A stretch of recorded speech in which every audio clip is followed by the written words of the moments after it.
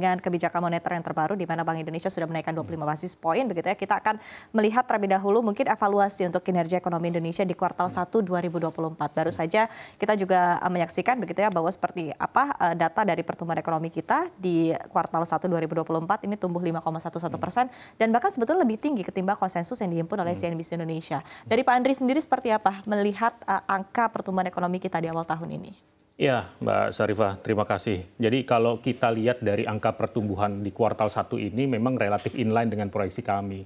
Proyeksi kami sebelumnya tuh di 5,12% gitu ya. Jadi memang kita melihat ada dua faktor paling tidak yang mendorong pertumbuhan ekonomi itu bisa tadi yang Bu ini sampaikan bisa lebih tinggi dibandingkan dengan kuartal 1 di tahun-tahun sebelumnya. Itu yang pertama adalah karena faktor election, ya pemilu di kuartal 1 2024 dan juga yang kedua adalah momen bulan puasa ya dan menjelang lebaran juga di kuartal 1 ini.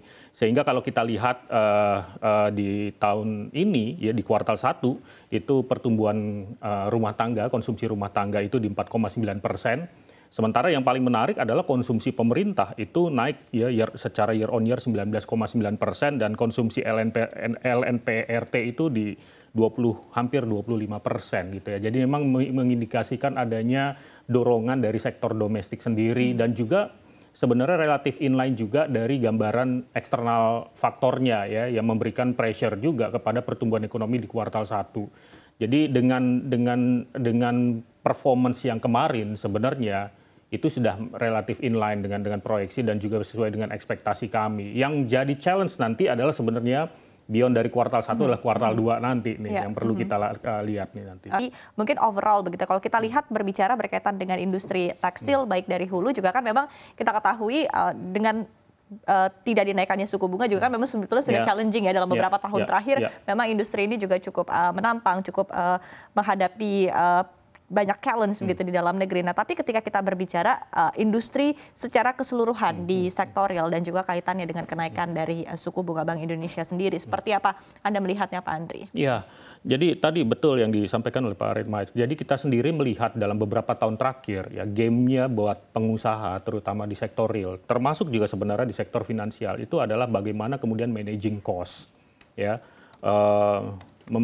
Mengelola biaya itu sangat penting. Sementara ketika kita lihat dalam 3 tahun terakhir ini, ya dunia usaha itu memang menghadapi challenge. Ya, yang pertama adalah challenge terkait dengan dampak dari exchange rate, ya pelemahan nilai tukar, misalnya seperti yang kita hadapi di tahun ini. Yang kedua adalah dari interest rate.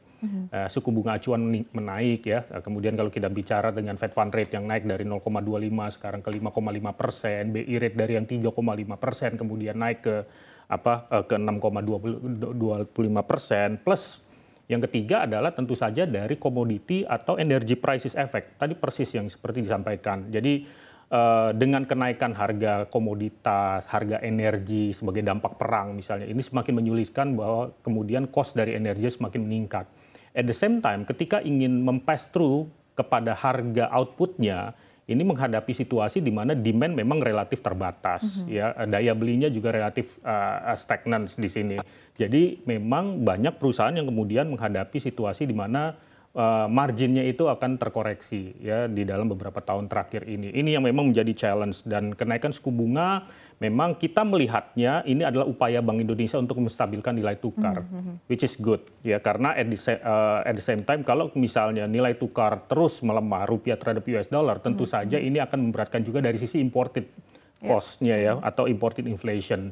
Nah, memang kita perlu lihat nanti situasinya ke depan bagaimana situasi ekonomi global terutama dari The Fed sendiri, angka inflasi di Amerika Serikat ketika sudah mulai melandai, ada tanda-tanda kemudian Fed Fund Rate sudah melihat bahwa ini ada tanda-tanda untuk dipangkas. Saya rasa Bank Indonesia bisa mengikuti untuk mengejas ya suku bunganya diturunkan kembali gitu. Karena ini kemudian kita mulai berbicara dari yang menjaga stabilitas, kemudian berbicara untuk mensupport pertumbuhan, terutama di sektor real. Baik, baik. Tapi timbang-timbangnya sendiri seperti apa Pak Andri? Begitu tadi di satu sisi juga kita ketahui dari Bank Indonesia menaikkan suku bunga ini tujuannya adalah untuk menstabilkan nilai tukar rupiah kita. Begitu tadi Anda juga menyampaikan ketika rupiah terus melemah maka industri kita juga akan mengalami kesulitan. Begitu utamanya juga berpaku kepada bahan impor. Begitu. Nah, tapi di satu sisi seperti yang tadi disampaikan oleh Pak Redma begitu bahwa untuk ekspansi justru jadi lebih tertahan ya dengan era suku bunga yang lebih tinggi. Nah, artinya mungkin timbang-timbangnya untuk pertumbuhan ekonomi kita ke depannya akan seperti apa menurut Anda?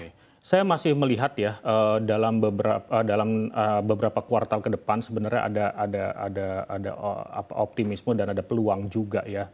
Saya melihat misalnya kalau di semester kedua nanti kemudian ada optimisme dari pelaku pasar juga bahwa kemudian inflasi di Amerika Serikat mulai melandai, ada ekspektasi kemudian itu ditranslate kepada pemangkasan suku bunga acuan, walaupun memang tidak seagresif yang sebelumnya, katakan sebelumnya diekspektasikan 75 basis, sekarang hanya 1 kali misalnya di akhir tahun, tapi paling tidak itu memberikan optimisme bahwa adanya capital inflows lagi. Dan ini kemudian akan mereduksi biaya, ya cost of fund, cost of borrowing harusnya bisa menurun lagi di tahun 2024 ini. Dan ini memberikan peluang juga atau opportunity ya financing cost-nya yang bagi perusahaan kemudian jadi menurun. Nah, yang kedua adalah kalau kita lihat dari semester kedua ini ada optimisme bahwa tahun 2025 harusnya pertumbuhan ekonomi jadi relatif lebih baik setahun setelah pemilu. Nah ini yang kita bisa mengindikasikan adanya ekspektasi juga capex juga harusnya bisa meningkat gitu. Nah dengan kondisi seperti itu kita melihat bahwa pertumbuhan ekonomi paling tidak bisa mencapai 5% di tahun ini.